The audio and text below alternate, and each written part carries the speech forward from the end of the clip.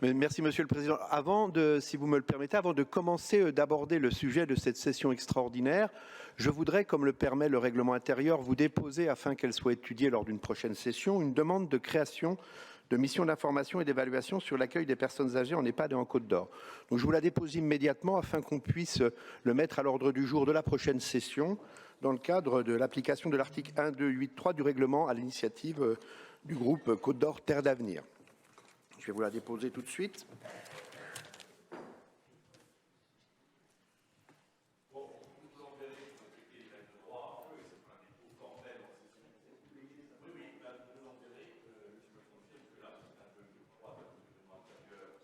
Donc précise des choses, notamment sur la création d'une mission d'information. Ça fera l'objet d'un rapport, parce que je vais la découvrir, cette demande, et puis ça fera l'objet d'un rapport qui sera inscrit à l'ordre du jour de la prochaine session. Et donc vous avez eu raison, parce que pour être régulier, les débats en session extraordinaire ne peuvent porter que sur l'ordre du jour prévu pour cette session, c'est-à-dire la politique de l'eau du département de la Côte d'Or, avec les rapports qui sont inscrits. Donc, Monsieur Avena, je vous redonne la parole. Merci, Monsieur le Président. Mes chers collègues, vous avez souhaité organiser aujourd'hui une session extraordinaire de notre Assemblée suite à l'annulation par le tribunal administratif de la délibération du 15 décembre. Très bien. On vous enverra un document conforme à la réglementation. Oui. Il n'y en a que 9, donc il vous en manque un. Très bien. Concernant c'est pour vous rendre service. Comment? C'est pour vous rendre service. Non, mais c'est gentil, vous inquiétez pas, il sera. Donc je reprends. Vous avez donc souhaité organiser aujourd'hui une session extraordinaire de notre Assemblée suite à l'annulation par le tribunal administratif de la délibération du 15 décembre 2020 portant sur la création d'une autorisation de programme visant à financer des marchés de maîtrise d'œuvre dans le domaine de l'eau. Pour rappel, le recours qui a abouti à cette annulation avait été déposé par Madame Colette Popard, alors présidente du groupe des Forces de Progrès, après que vous ayez refusé à de nombreuses reprises de répondre aux interrogations du groupe d'opposition. Le groupe Côte d'Or Terre d'Avenir s'inscrit dans la continuité du travail mené avec pugnacité par l'opposition lors des précédents mandats. D'un point de vue administratif, cette décision conduit au gel de la dépense de 5 250 000 € qui avait été prévue dans le cadre de cette autorisation de programme. Elle vous pousse à revoir votre stratégie départementale de l'eau pour entrer enfin dans le cadre juridique souhaité par le législateur. D'un point de vue politique, l'annulation par le tribunal administratif est un rappel important qui vous est fait. En France, il y a des lois et, qu'on ait été pour ou contre leur adoption, elles s'appliquent à tous. C'est-à-dire que selon les termes de la loi NOTRe, ce sont les intercommunalités et syndicats qui sont aujourd'hui compétents pour agir dans le domaine de l'assainissement, de l'eau potable et de la gestion des milieux aquatiques et prévention des inondations. Le conseil départemental, n'ayant plus de cause de compétence générale, il ne peut agir dans ces domaines autrement qu'en subventionnant les collectivités compétentes ou en apportant un soutien technique lorsqu'elles en font la demande expresse. Dans le cas du réservoir de Grosbois en montagne, cette demande n'a jamais été faite. Vous avez donc logiquement été rappelé à la loi par le juge administratif. Les faits, exposés ainsi, c'est-à-dire tels qu'ils sont, paraissent si évidents qu'on se demande pourquoi vous avez essayé de passer en force sur ce sujet et on s'étonne encore plus de ce que vous comptiez faire appel de cette décision. Cet entêtement révèle que vous n'acceptez ni la loi NOTRe, ni le transfert de compétences à la métropole. Il vous conduit à modifier votre organisation, singulièrement la stratégie départementale de l'eau présentée à notre Assemblée en novembre 2019. C'est l'objet du premier rapport qui sera présenté aujourd'hui. S'il est une chose que l'on peut aisément percevoir à sa lecture, c'est la précipitation avec laquelle il a été pensé et rédigé. Sur un sujet aussi important, il eût été de bonne méthode qu'un travail en commission précédât les délibérations de notre Assemblée. Il aurait eu en outre le mérite d'éviter de fâcheuses approximations sur un sujet aussi important. Je veux souligner 2 points qui seront approfondis lors de la présentation du rapport. D'abord, votre souhait de porter appel de la décision du tribunal administratif, justifiée par des motifs présentés en page 2, est étonnante, car vous y réaffirmez des arguments qui ont été balayés par le juge administratif. En d'autres termes, vous mobilisez dans un rapport du conseil départemental des éléments non opportuns. Ensuite, au regard des modifications de la stratégie départementale de l'eau, l'orientation 3, partager la connaissance pour agir efficacement, n'est pas à la hauteur des conclusions du juge administratif.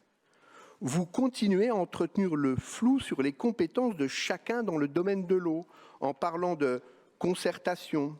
Or, le département, on vous l'a dit, le juge vous l'a dit, n'est pas compétent, sauf à ce que l'action du département s'inscrive dans le cadre d'une demande des intercommunalités ou syndicats.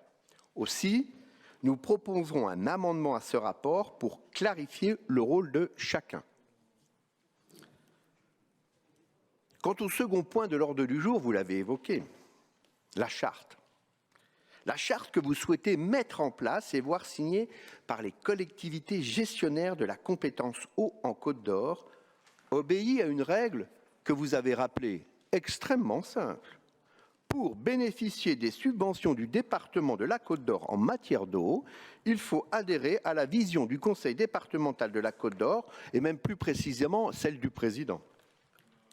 C'est là une atteinte stupéfiante, et je le dis publiquement et très clairement, à la libre administration des collectivités. Nous invitons donc officiellement tous les conseillers départementaux de la majorité à bien considérer les conséquences de la mise en place d'une telle charte. Je veux également souligner cet incroyable paradoxe d'un président qui déplore à l'envi le contrôle toujours plus important de l'État sur les collectivités territoriales, qui défend avec opiniâtreté une décentralisation accrue et qui, à l'échelle du département dont il a la charge, reproduit le comportement politique qu'il dénonce. Ce que vous proposez ici, ce n'est rien d'autre qu'un Cahors de l'eau, qui pourrait s'énoncer ainsi. Vous, commune, vous devez respecter les règles décidées unilatéralement par le conseil départemental pour continuer à bénéficier des subventions auxquelles vous êtes légitimement éligible.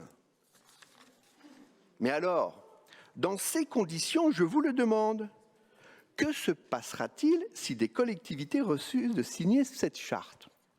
Les investissements considérables dans le domaine de l'eau, prévus en la matière d'alimentation en eau potable, seront-ils réalisés sans l'aide du conseil départemental? Autrement dit, avec un surcoût pour la collectivité en charge de ces investissements. Et, tout au bout du bout, c'est une hausse du prix de l'eau pour les citoyens contributeurs. Message bien en contradiction avec l'esprit de mutualisation dont vous avez fait tout à l'heure l'écho. Voter pour la mise en place de cette charte, c'est entériner la hausse du prix de l'eau pour certains citoyens. Et tout cela pour une susceptibilité politique finalement mal placée. Alors, Monsieur le Président, Mesdames et Messieurs les conseillers départementaux de la majorité, acceptez la décision de justice et reconsidérez votre position sur ce rapport. Et enfin, vous avez encore évoqué dans vos propos liminaires, je voudrais revenir sur ces propos que vous tenez régulièrement depuis ce début d'année. Il n'est pas dans mes habitudes de commenter, mais une clarification me semble nécessaire. Vous évoquez sans cesse, Monsieur le Président, la différence entre le prix de l'eau métropolitaine et celui de la campagne. Vous montrez du doigt la première qui viendrait s'accaparer l'eau de la seconde. Or, faut-il le rappeler, que comme le train, l'eau n'appartient pas à la commune qu'elle traverse. C'est un bien commun qui doit le rester. Mais surtout, ces propos sont oublieux d'un fait essentiel. Si la métropole prélève de l'eau hors de son territoire, elle potabilise et distribue en même temps de l'eau pour près de 2/3 des Côtes-d'Oriens et ne refuse aucune demande. C'est la preuve d'un véritable esprit de mutualisation.